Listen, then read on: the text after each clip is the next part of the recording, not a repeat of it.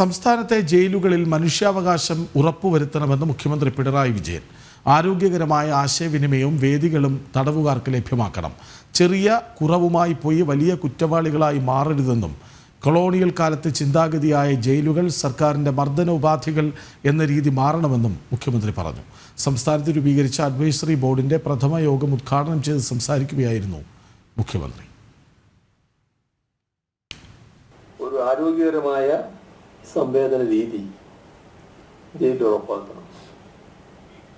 ചെറിയ കുറ്റവുമായി പോയി വലിയ കുറ്റവാളിയായി മാറിയേക്കരുത്. അത് എന്ത് വേണമെന്നുള്ളത് ജയിലധികൃതർ കൃത്യമായി ശ്രദ്ധിച്ചാൽ ഒഴിവാക്കാൻ കഴിയില്ല. ജയിലുകൾ സർക്കാരിൻ്റെ മർദ്ദനോപാധിയാണ് എന്ന ഒരു സങ്കല്പമാണ് നേരത്തെ കൊളോണിയൽ കാലത്തുണ്ടായിരുന്നു.